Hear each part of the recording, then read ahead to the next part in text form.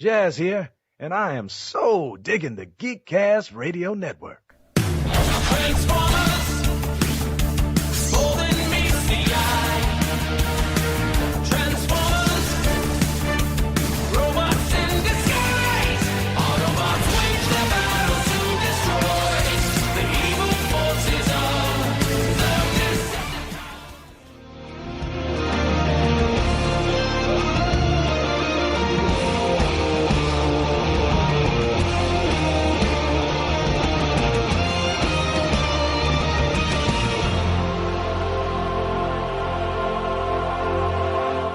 This is Static. When Gear and I aren't fighting bang babies, we like to listen to the Geekcast Radio Network. Hello and welcome to the Secret Origins podcast Tooncast crossover interview. I am your host, DFG1 Mike, and joining me is Lupus Convoy. Hello, sir. Hello, sir. Yes.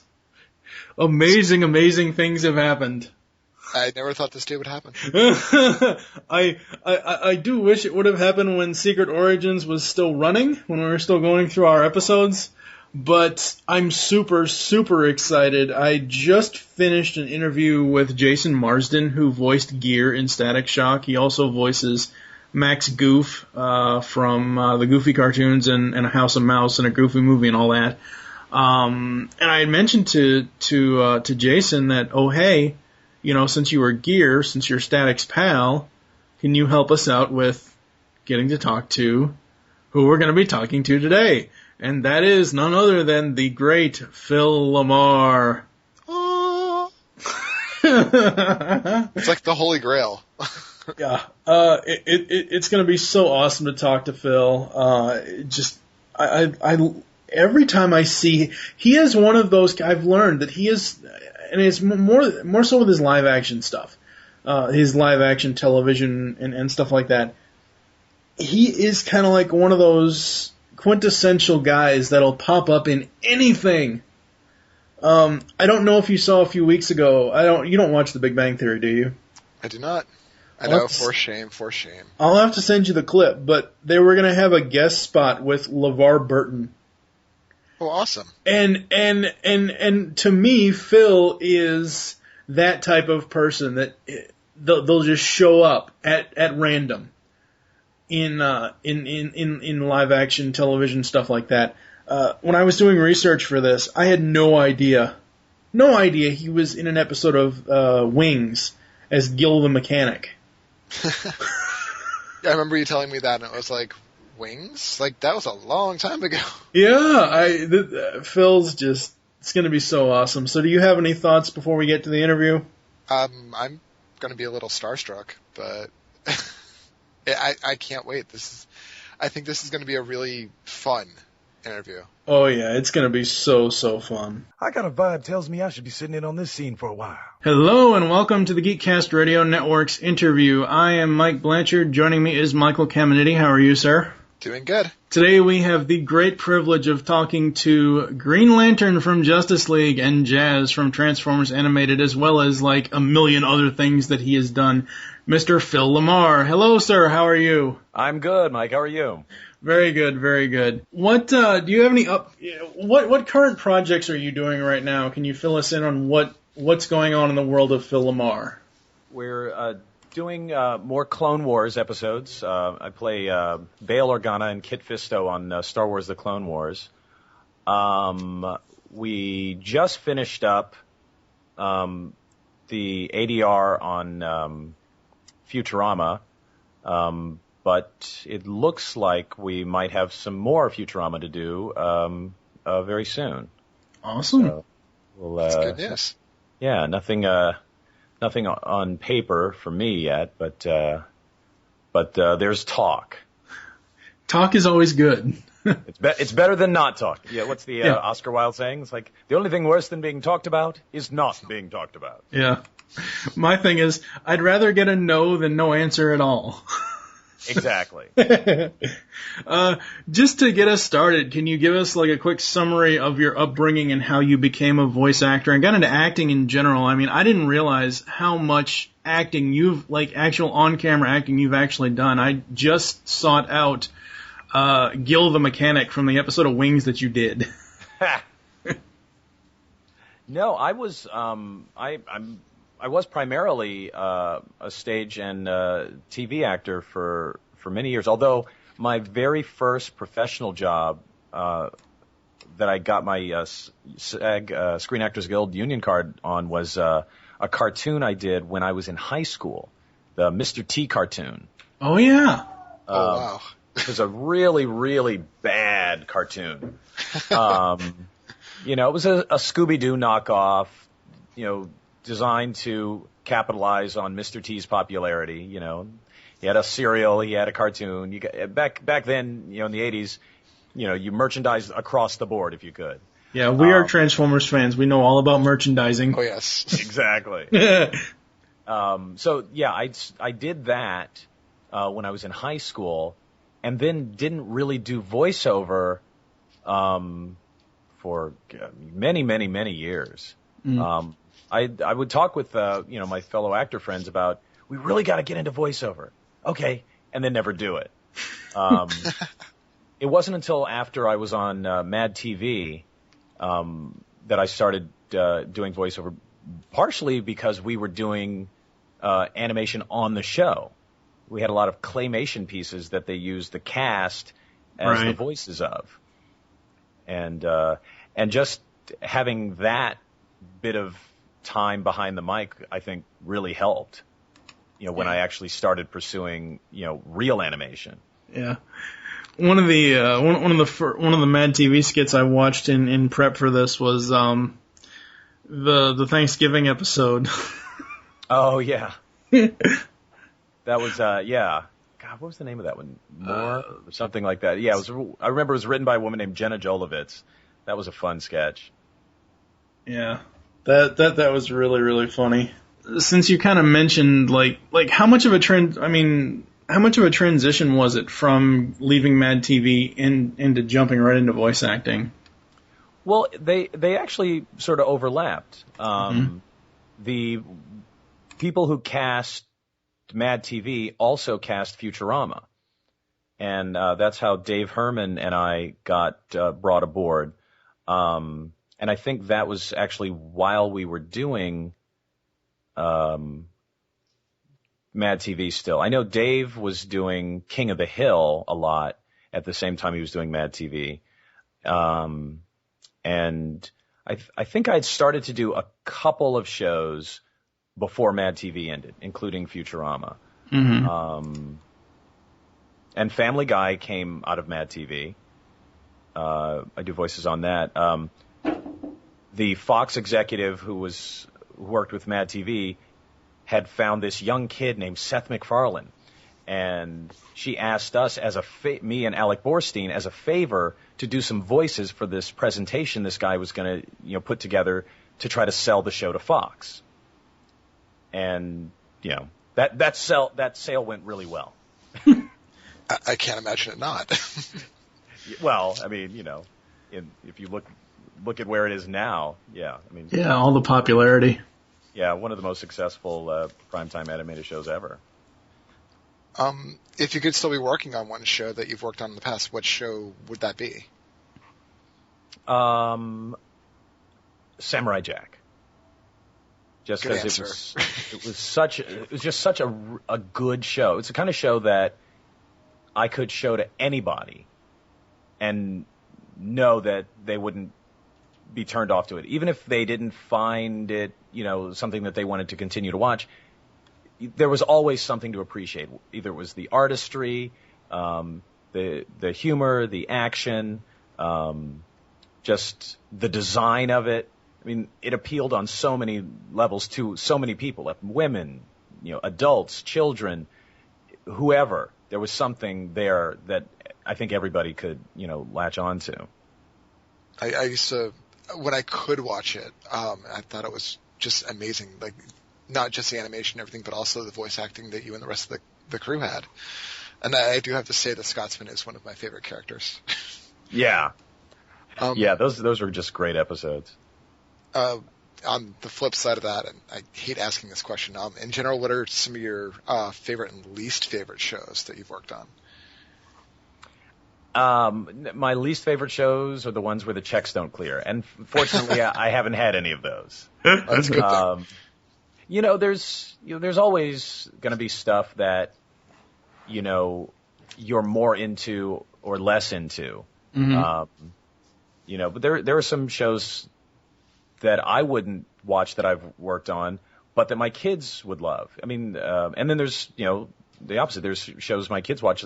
My kids watch a show called Word Girl, which I just love. I would kill to do a voice on that because it's so much fun. I'm trying to think. There's not really. I mean, voiceover it's such a fun job. Even if the show isn't great, you're usually working with great people. So it's hard to bear the kind of negativity needed to answer that question. Yeah. On the flip side of least favorite, what about some of your favorites that you've worked on? I mean, it was a question for both. I mean, what about like some of your the ones you most enjoyed working on? Justice League, because I grew up as a DC Comics reader. I was not a big Green Lantern fan as a kid. I was a Batman guy. But being able to do that show, and the way they used DC history and comic book continuity and deviated from it, and in fact in many ways made it better, was just a joy as a comic book fan. Because you'd be sitting there reading a script and go, I know where they got this storyline. How many times did I do that? Yeah, yeah. And everybody, the people who worked on it were so talented. Bruce Timm and Dwayne McDuffie and, and the artists. Some of the artists they had working on Justice League were people that I was huge fans of. As a comic, I'm like, oh my God, he's here? Got to take my book and go upstairs. So yeah, Justice League was definitely one of my favorites. Samurai Jack, Clone Wars is great. It's funny because the Clone Wars micro series, I think that actually killed Samurai Jack, brought me back to Star Wars. Yeah. It was just so good. Trying to think what other favorites. Futurama, although it's funny because at this point it feels more like just a part of my life than a show. Yeah. I've been doing it for, I think more than 10 years. Yeah. Once you get shows that are like that, it seems like it's a part of everyday life, doesn't it? Yeah, definitely. And I always find that you don't really settle into a character until after you see it fully realized and animated. Because the voice is really only one part of the character. We're part of this huge collaborative. The backgrounds are as important as the voice. No one of them by themselves would really be worth watching. So we all have to work together, and it's always so hard to do a show at the beginning because I just can't seem to get a solid handle on the character. The scripts are always different, but once I see it, like, oh, that's the show. All right, let's go do it. From that point on, which is usually a year in. Yeah. The process is from my perspective is always so much easier. Out of all the characters that you've either voiced or played in live action, what are some of your absolute favorite characters that you've done? Oh, live action? Anything. Live action, voice acting, anything. What are some of the favorite characters of your, characters that you can look back on and say, I really, really enjoyed doing that, or I really, liked where that character went? Well, really, honestly, the most rewarding characters, I think, of course, you ask me tomorrow, I might get a different answer. But Jon Stewart, just because of the breadth of what I got to play as that character. Over the 4 seasons, that's without a doubt the best writing and the best, dramatic arcs that I've, as a performer, ever gotten to play. he was on trial for murder. He was in a love triangle. He had to, with somebody who was trying to take over the world. I mean, there was a lot of really good, fertile stuff to act there. I think my favorite Jon Stewart line is, "And you can kiss my axe." Oh, right. That's so funny. I think the other aspect, the UPS guy, character I did on MADtv is also one of my favorites. Just because that's something I started doing on stage at the Groundlings, and again, I got to do the character over time and let it evolve, and that's really rare, that you get a chance to really live with a character and help it grow. Most of the stuff that I've seen you voice in voice acting has mostly been like good guys and heroes and all that good stuff. But as far as I know, you haven't really had a chance to do villainous characters. I could be wrong on that, but what type of characters do you prefer? Good guys, bad guys, serious type of characters or funny characters? I prefer well-written characters, but you are wrong.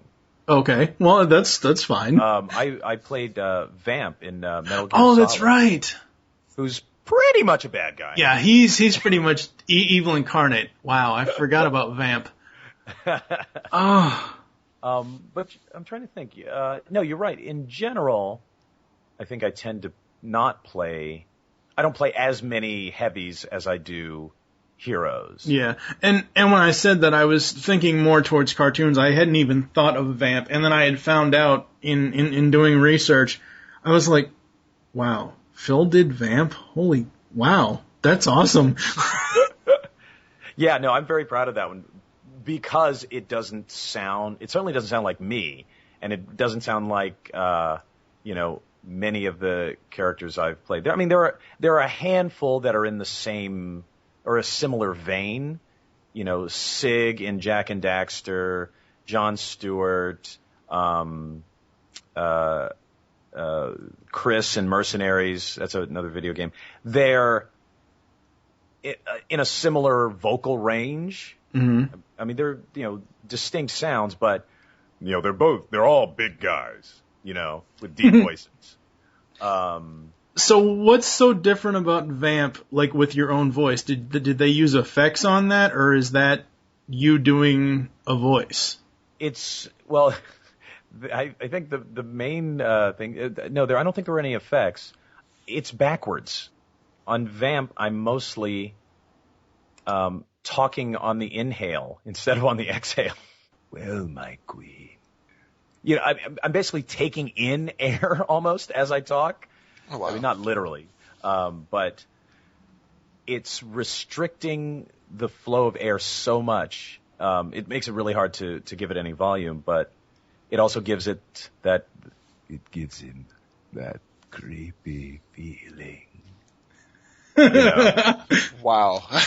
Yeah. Because basically, it sounds like he's dead. Yeah, he's not a character that has not a high pitched tone, but he's not a character, as you said, that has a lot of volume. He's that dark background type character.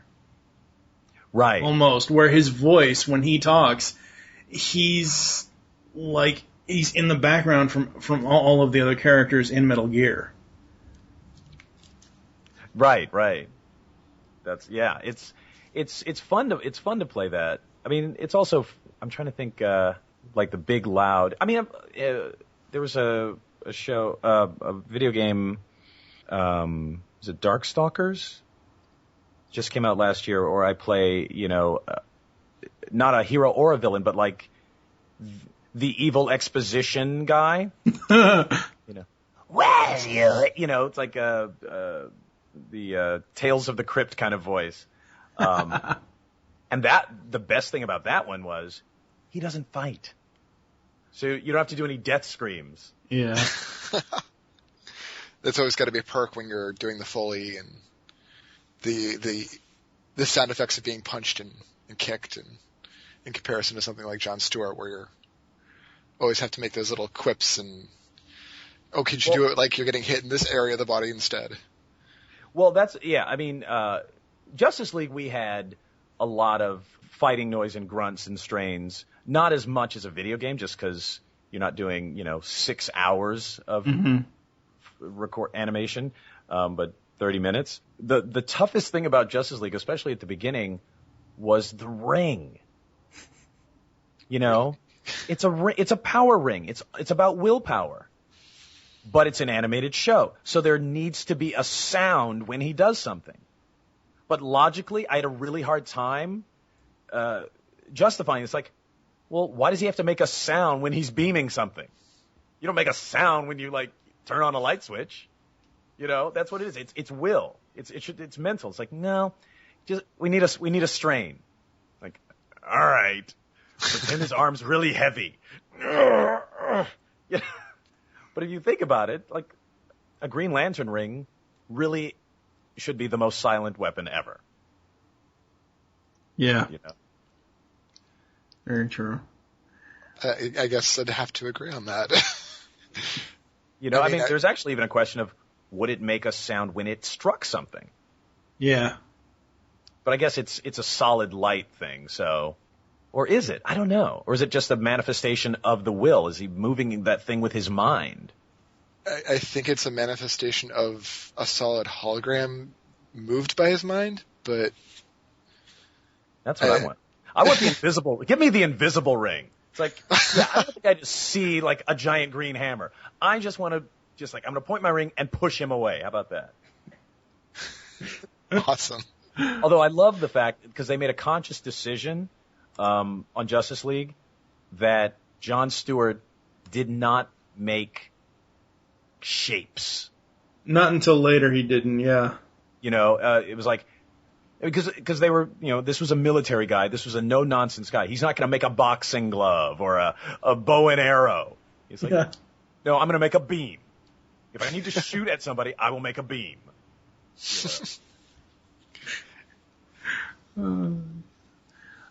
You want to take the next one there, Lupus?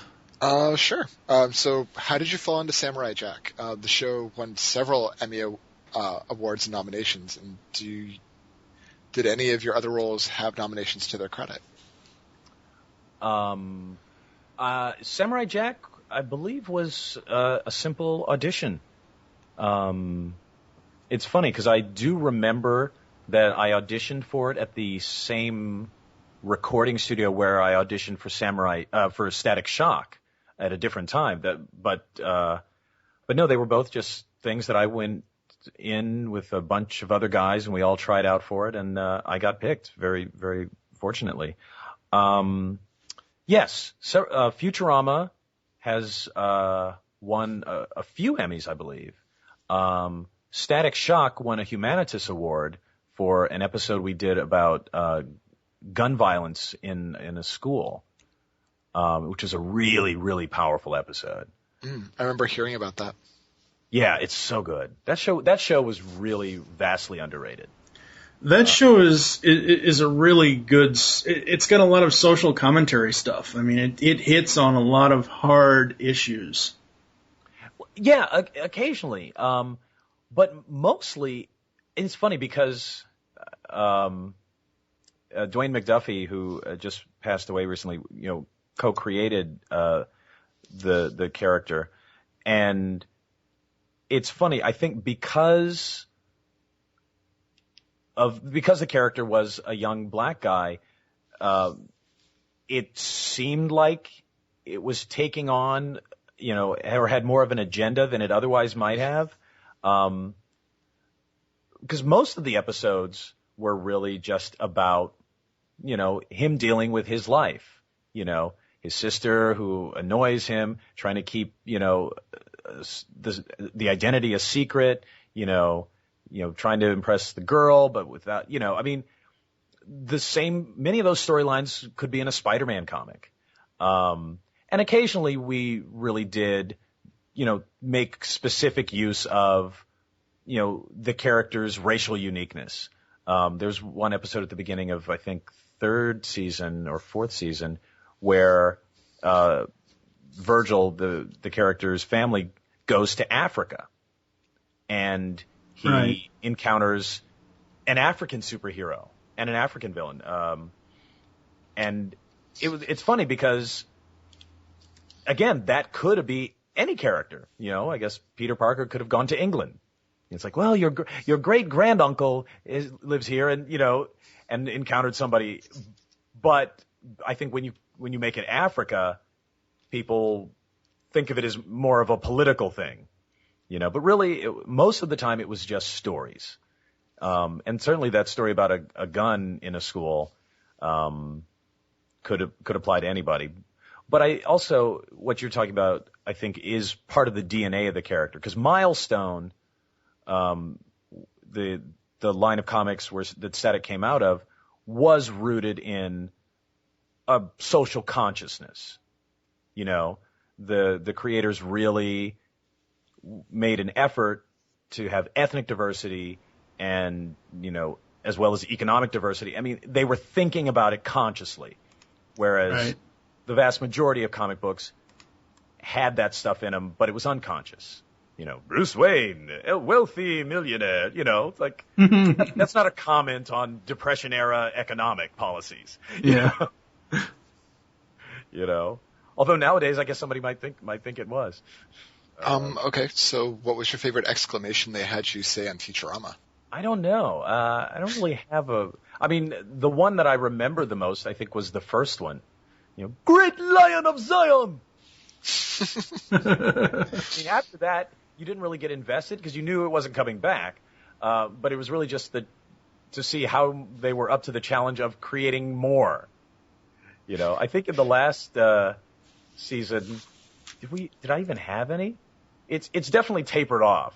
Yeah. I think the well might be close to running dry. Oh, that stinks. So it's kind of like the Pinky and the Brain, where what's going to happen this week. Right. But I think that I'm sure David Cohen and the writers have yet to disappoint. So I bet you they've got some packed away somewhere. What was it like playing two radically different characters between Static and Green Lantern, even sometimes in the same episode? Like, I know you were adult Static in, what was it? Oh, I should know this. I did a podcast on it, I should know. Once in Future Thing, the Once in Future Thing Part 2, where you were adult Static and you were also Jon Stewart. What's it like playing those two very different characters in the same place, same episodes?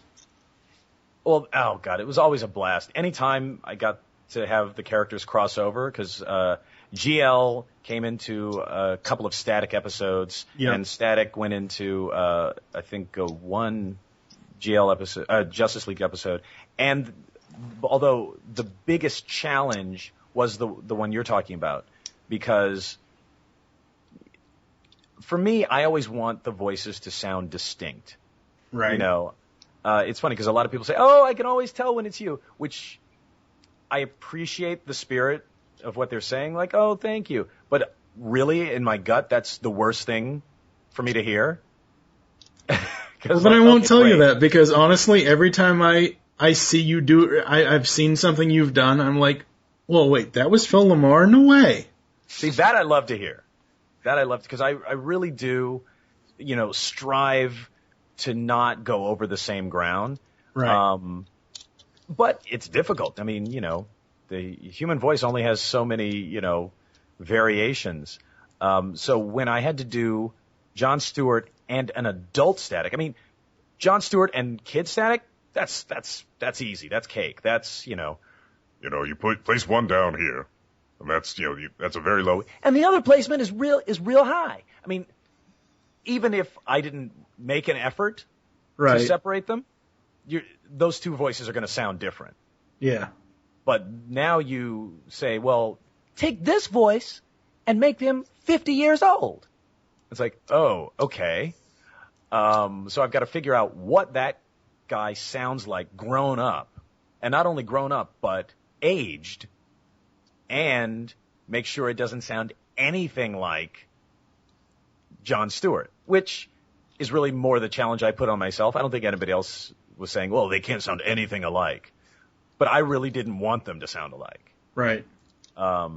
So the trick was to give Static the texture of a 50-year-old man, but not the same texture that Jon Stewart has. Mm-hmm. Jon Stewart is younger and more vital.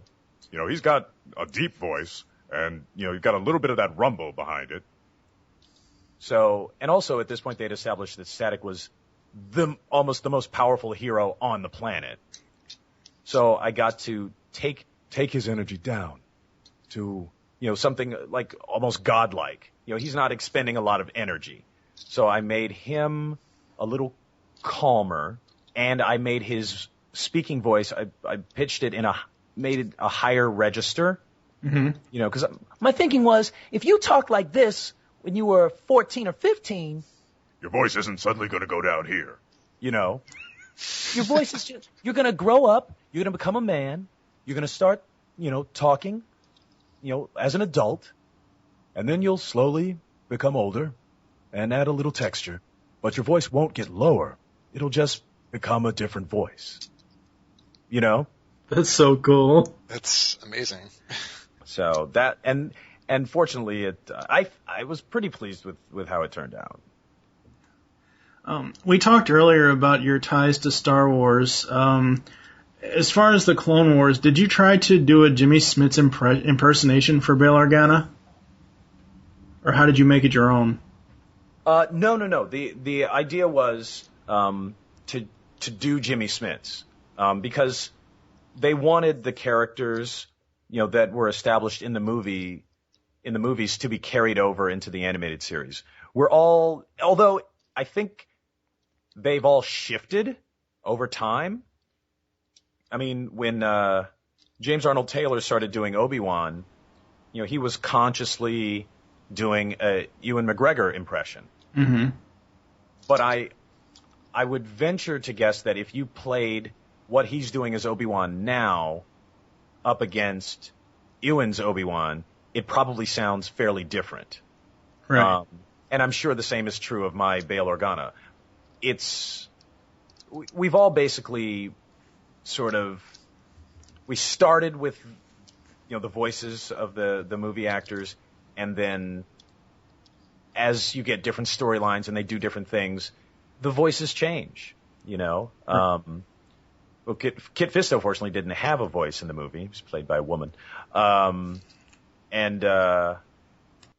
It's funny because you look at Anakin in Clone Wars, and there's not really a disconnect. You don't think, hey, that doesn't sound anything like the Anakin in the prequels. Maybe it's because, I don't know, people maybe aren't as invested in the Anakin in the prequels vocally. But yes, I was doing my best Jimmy Smits impression. Captain Antilles, these droids will go with you. And I want the protocol droids mind wiped. That's awesome. Oh, wow. That's so awesome. Okay, so how do you feel about zombies since you are on the Walking Dead motion comic? What's funny? I've never been a big zombie media person. I remember playing Resident Evil early, like 2 in the arcade and stuff. And, being appalled by the voice acting. But I'm not big into zombies, but when I started reading the Walking Dead comic, it was just hands down one of the best comic books of whatever kind I'd ever read. So because of that, I was really excited to be involved in the motion comic. Just to be involved in Walking Dead in any way, shape, or form was a pleasure. Cool. Very awesome. We are both huge Transformers fans. I think that's a little bit of an understatement. Yeah. Well, considering my screen name is TFG1 Mike, yeah. Right. Did you go back and watch any of the Generation 1 Transformers episodes to see what Scatman Carruthers had done with Jazz to get your own unique style for him in Transformers Animated? Did you watch any of the previous incarnations of Jazz, or did you just bring your own thing to him? Well, No, I did not. One, because they said they didn't want it to sound like the old jazz. Okay. And also, once you get Scatman Crothers in your head, it's stuck there. I mean, Yeah. He's such a distinct voice, and he's such a good actor. It would just be. I think it would have made it much harder to do what they wanted to do, which was give it a little separation from the previous, iteration, but tie it in. I mean, they wrote the characters somewhat differently. So it was basically just to play the character as he was written now. Right. Yeah, I mean, because I would have loved to have been able to do a Scatman Crothers. that would have been, Megatron, you're going down. But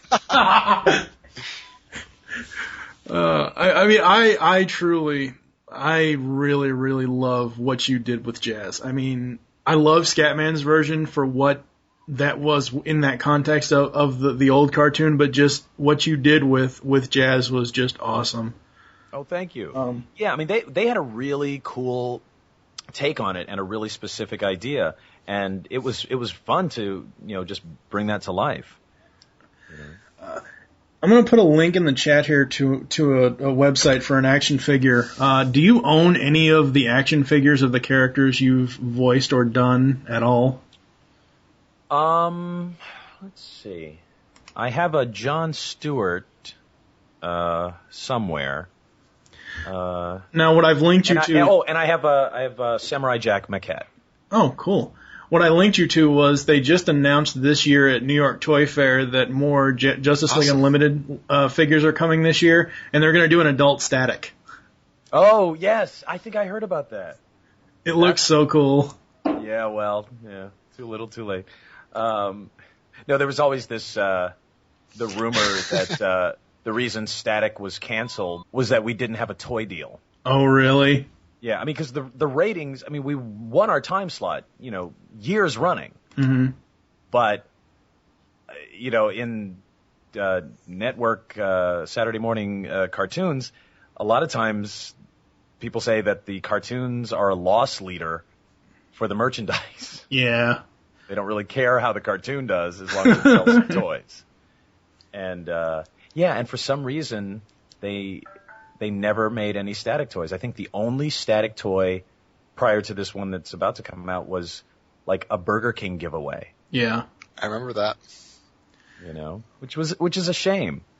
Yeah, I would have loved to have seen, especially in the JLU style of figures that they have for the Justice League Unlimited toy line now, even though that toy line is ending this year, I would have loved to have seen like a Static and an Ebon and a Gear, and Gear could have backpack as an accessory. That would have been so cool. No, absolutely.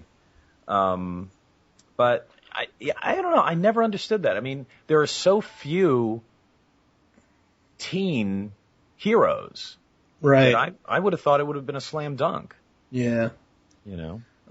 Before Michael asks his next question, I have to. I'm a huge Phineas and Ferb fan, and I have to give a shout out to the Street Performer.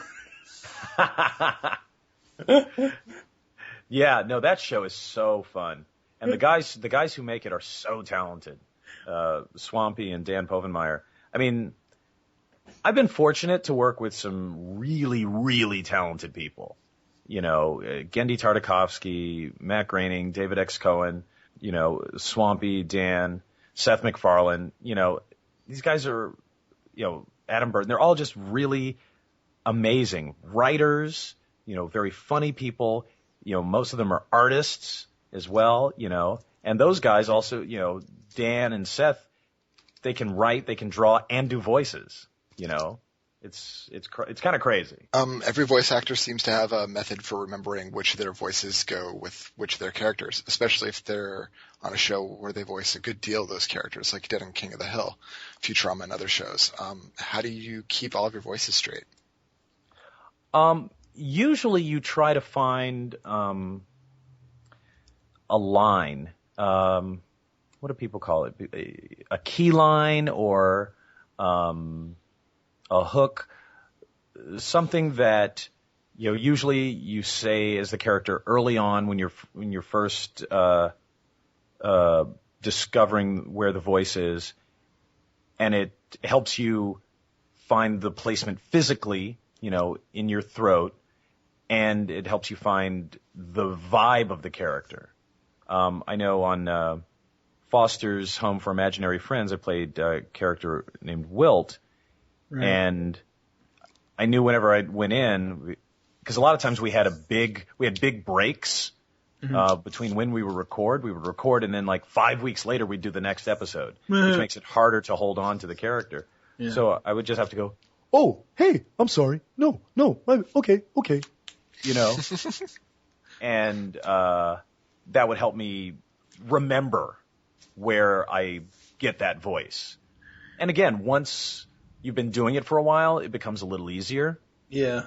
Although I think sometimes the reason a voice changes, because you'll hear, you'll listen to first season of something and then fourth season, and there's a slight difference. I think sometimes that is because the voice is finding its natural place in the actor. Because you'll start out doing something, I'm doing this guy, and then maybe it hurts, or it's not comfortable, or you're not able to repeat it the same way as often, or they write something for that character to do that this voice just can't express. So, oh, I'm sorry. And then all of a sudden, the voice drops down to here. And so, like, by fourth episode, this voice becomes this voice. Yeah. And then it stays, and usually you'll find that it doesn't change after that, unless, you're like Mel Blanc and doing it 30 years later. Yeah, I love listening to, like, 70s Bugs Bunny versus 40s Bugs Bunny. It always cracks me up. It's funny you answer that as far as how you keep track of it is you just have to get a line piece or something like that. A funny thing when I talked to Jason Marsden the other day, he said, "Oh, they have this great thing at work called an archive, and we just ask them to play us a line."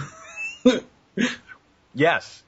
Well, that's the thing. I mean, you always hope that they have reference. Yeah. And most of the time they do. Yeah. Especially if it's something you're doing regularly, but sometimes they don't. So you have to have, something to fall back on.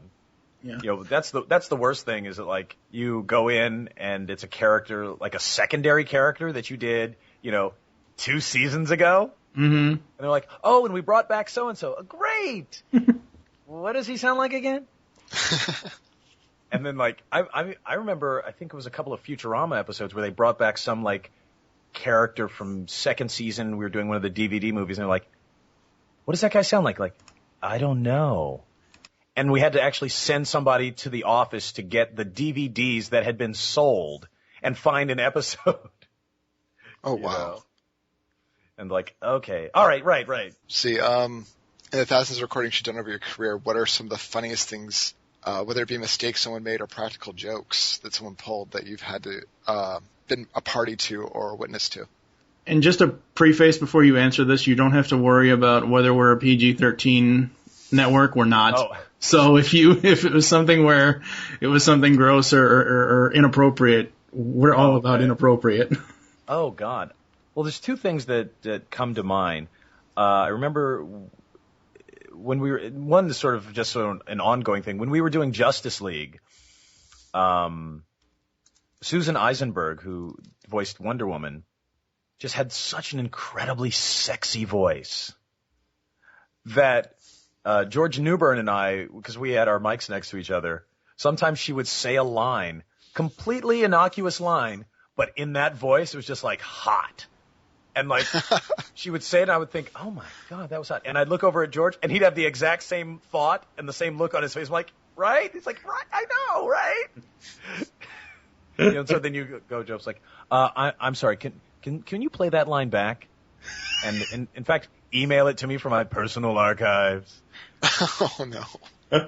As far as, like, this was sort of a practical joke. I worked on a show called Evil Con Carne.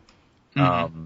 Maxwell Adams did it for Cartoon Network as part of. It was Billy and Mandy and Evil Con Carne.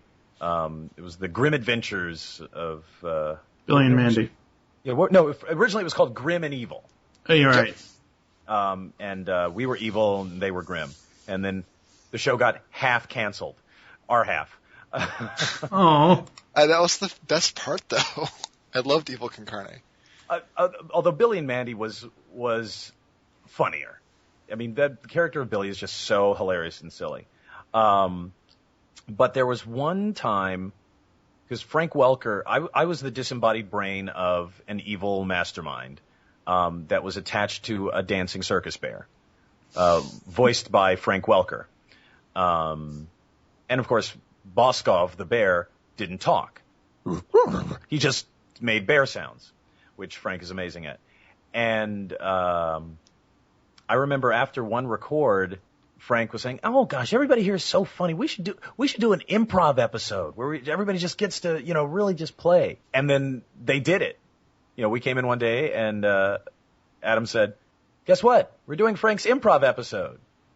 And I turned to look at Frank. It's like, "Oh great, yeah, it's fine for you. All you got to do is grunt and growl. The rest of us actually have to make up shit." But there was one beat in the improv episode. Because what they gave us was a sheet with basically, this is a scene where these three things happen, and then there's another scene where these three things happen, and then we would just make everything up within that context. And I remember at one point, Hector Con Carne says something to Boskov like, "Boskov, why don't you," and it was like this long, like, "juggle that chainsaw while running around the base of the tree and doing the tumbling act." Like some long series of things that the bear had to do. And, normally, because I'm an improviser, normally you don't do that because that's fuck you improv. That's labeling your partner with something that is, if not impossible, incredibly difficult to do. But I felt okay about it because the bear doesn't talk. All he has to do is make some grunts and groans. But then Frank Welker proceeds to make a series of bear sounds that sound exactly like what I had laid out. He did the sound of a bear juggling a chainsaw while running around. I mean, everything I just laid out, he actually made it sound like he was doing with nothing but grunts and growls. And it was absolutely just jaw-dropping. So, would you say that jaw-dropping explains Frank Welker and his awesomeness? Almost, because jaw-dropping explains his talent, but it doesn't take into account the fact that he's also one of the nicest, warmest, most genuine people you will ever meet. So it's like if Einstein was the quarterback and also, the person who saved your life when you drove off the bridge. He's just like so many good things all in one package. Right, yeah. Because usually somebody who's that talented, they make up for it in lacking something else, be it humility or self-awareness, or it's like, wow, he's really talented. Kind of a dick, but he's all of it together, and it's amazing. Yes, it is so amazing. Kind of switching gears here a little bit, you've been to some of the various Comic-Con and fan conventions and stuff like that. How do you feel about the conventions themselves, and how do you feel about just fans coming up to you and saying, "Oh my God, I loved you in this," or "Oh my God, I loved you in that," or whatever? How does that make you feel when you're at these conventions? And do you go to the conventions sometimes just for yourself, or do you only go if you're asked to go?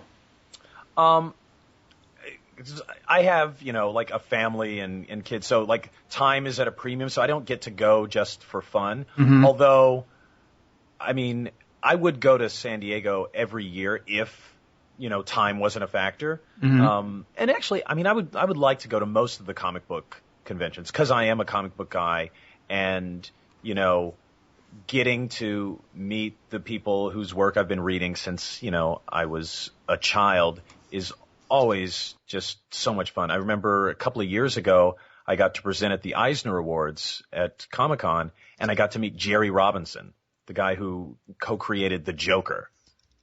And it was just like, you know, it was a fanboy moment. It was amazing.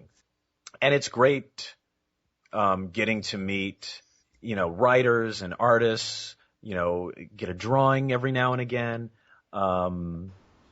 As far as meeting the fans, too, that's always really fun. It's funny because I didn't realize that it actually is work until I went to the first convention, and at the end of the day, I almost lost my voice. I'm like, why am I tired? I've been sitting down all day. And then you realize, no, you've been talking for 8 hours straight. Right. Over the din of, you know, a convention floor. Yeah. See, the funny thing for me is, like, you know, you're talking about, you know, sitting somewhere and just talking for a long amount of period of time. Last year's San Diego, I wasn't able to go, but a couple other podcasters and I got together, and as the news came in from the convention, I sat through and talked through an entire 6-hour podcast. Oh, wow. Covering what the news was that came out of San Diego Comic-Con last year. And wasn't it taxing? Honestly, no. No? For me, I don't know, for some strange reason, I can sit here and I can podcast and I can, as long as I have stuff I can talk about, I can sit here for hours on end and just do it. And you never get your I've never lost my voice. Great. I've been podcasting since 2008. With Geekcast Radio Network, we produce anywhere from 5 to 12 podcasts, sometimes weekly. And I'm a voice on most of them. And I don't know, it's something where I've never, ever lost my voice in the last 3.5, 4 years. Right. Well, I mean, no. I mean, it takes a lot to actually lose your voice. Right. Although, I mean, honestly, for most people, and because it's funny, because a lot of people will talk about voiceover and it's like, I can do that. I talk all the time. And because we do. All of us talk. You know, the vast majority of us. Right. And it really does take a lot before you're even aware of your voice. You know, if you're screaming for 20 minutes, then you feel like, wow. Yeah, then you feel it. Feel it. You know, I mean, generally, I've never had an issue in a animation session. You know, we go 4 hours. It's not a thing. Yeah. But yeah, I remember that very first convention, just a lot of, hey, how are you? And I realized after a while, I'm like, okay, I'm going to stand up when people come, because then we're talking face to face as opposed to me sitting at a table and yelling up to you over the, you know. Mm-hmm. Maybe next time I'll bring a microphone and an amp. I think it'll be easier just to talk on a microphone. Hello. Hi. No, thank you very much for coming. I have to admit, it is a funny mental image of you with a giant bullhorn, just shaking people's hands. That's so awesome. The only bad thing about the conventions for me is because I do animation and, you know, some of it is for kids, and you're out there signing and, you know, it's $20 for an autograph, and there'll be a child who actually likes one of the cartoons, and, you know, he doesn't have $20. And you're just like, oh, hi, you know. And just like, I'm sorry, it's work. That's really the only downer. Getting to talk to people and, you know, hear how this stuff is, you know, positively affected their lives. I had one guy we were at a con in Florida, and he was talking about how, you know, he was in the Gulf, you know, fighting, and he got to watch these animated stuff, and, you know, the Justice League stuff really meant a lot to him, you know, to have that, to remind him of home, to ground him, and also to have that heroic image just, you know, helped him get through what he had to get through. And, you know, that is something that when you're in a booth recording, you know, words on a page, it would be very hard to conceive of, you know. Right, yeah. Yeah, I don't know. I enjoy the conventions. The comic book. I went to an anime convention once and felt very out of place because I don't know because I don't know anime. Yeah. And it's funny because it sort of made me feel like a civilian at Comic-Con. You know, like if people go by in these bizarre costumes, like if you know, that's Cyclops, it makes sense. Yeah. But if you don't know, if somebody comes by with like a giant key or something, you're like, wow, they put a lot of work into that, and I have no idea what it is.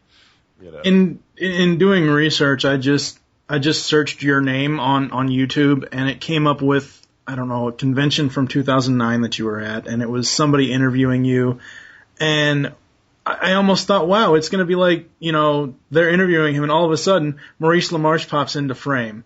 And it's like, oh, wow, it's like impromptu voice acting session. I thought that was so cool. What is some advice you could give for people that want to get into voice acting and stuff like that? That's a tough one because everybody's path is different. I mean, I have friends who started out as stage actors. I have friends who started out as singers, friends who started out as recording engineers, and found their way into voiceover. Some people have really distinctive voices. Some people have really great performing skills. And it's about, strengthening your weaknesses and accentuating your strengths, whatever they are. So it's really hard to give general advice.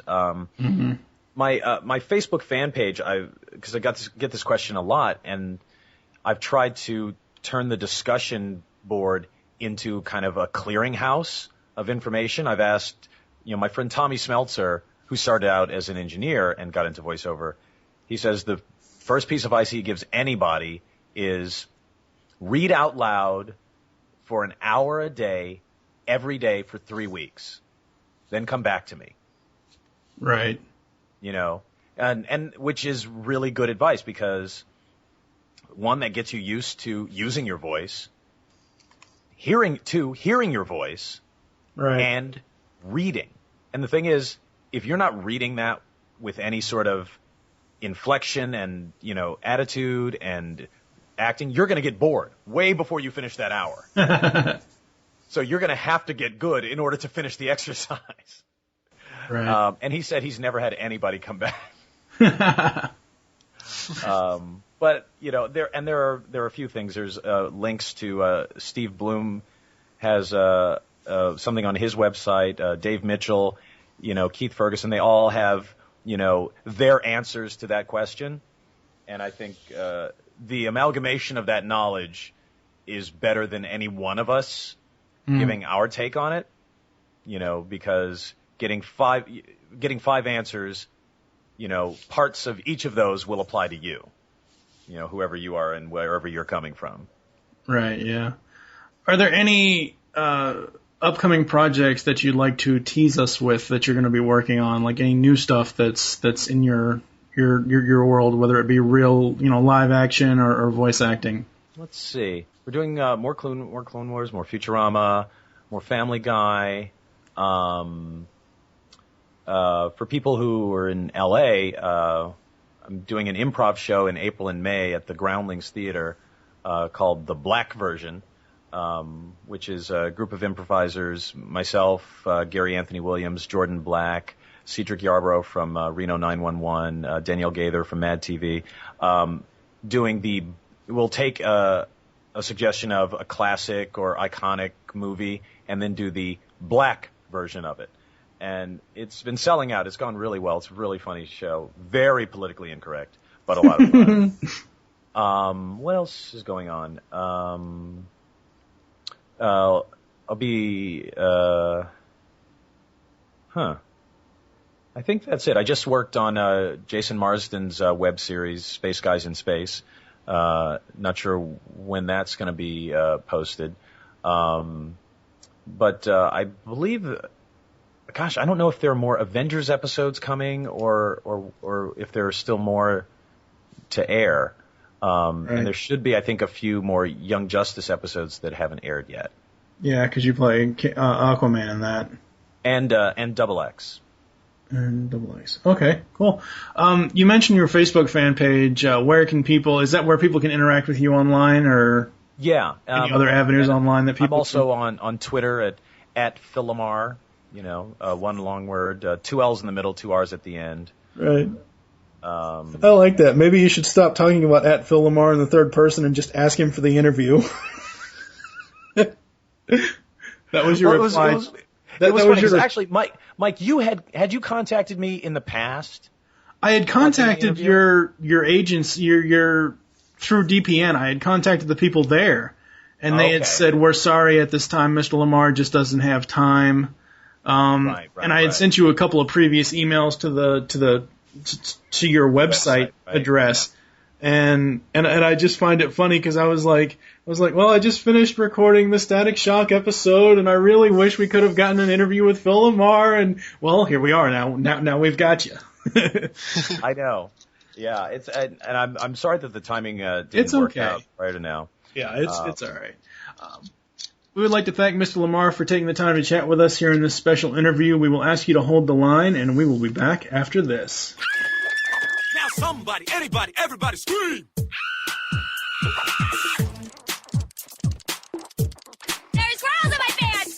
That girl's got some serious squirrels in her pants. There's squirrels in my pants! Tell me what's making you jump like that. Ain't got no chickens, ain't got no rats. Squirrels in my pants! S to the I to the M to the P, then maybe you can be moving like me. Wow. She had actual squirrels in her pants. So there you have it, ladies and gentlemen. Just slightly under an hour is the actual interview clip time for Phil Lamarr. Yeah, you take it, dude. Yeah, it was awesome. Besides technical difficulties, it was an amazing opportunity to talk to this icon of animation acting. Yeah. Acting in general. Yeah, it was just, it's like I said on the Jason Morrison interview, which you weren't on, but hopefully you'll go back and listen to. I love it when I can just sit here and just kind of, listen to stories of what, the person has done. And Phil was so gracious. So awesome to have him. This time. Yeah, to have him dedicate some of his time to us. Very, very cool guy to talk to. I would love to meet him in person, but just being able to talk to him, it's so well done. You have any other thoughts other than squeeing like an emotional fanboy? Yeah, I actually kind of want to see him at San Diego Comic-Con. Get him a bullhorn. Yeah. That would be so awesome. But he seemed very laid back and very awesome. Yeah, he's very, very cool. And yeah, I mean, right now is just so awesome to talk to him, and yeah, so I think that's going to do it for this interview. Like I said in the intro to the interview, you're going to hear this on Tooncast's RSS feed and on the Secret Origins RSS feed as well. And that's it for now. I am TFG and Mike, and you are Lupus Convoy. Until next time. Ah, you must be the new mechanic. Right, Gil Cooper. Whoa, Mather. So, Gil, if you're a mechanic, I suppose you know how to change a Lorenz sensor on a Cessna 402. What's the matter, Gil? You don't know how, do you? Well, sure. You reach behind the altimeter and feel for the metal Y connector, unplug the left side, find the blue wire, thread it to the new sensor housing, reseal the base unit, plug in the test coordinates, and you're in business. The blue wire? Hi, I'm Phil Lamarr, voice of Green Lantern in Justice League, and you're listening to the Geekcast Radio Network.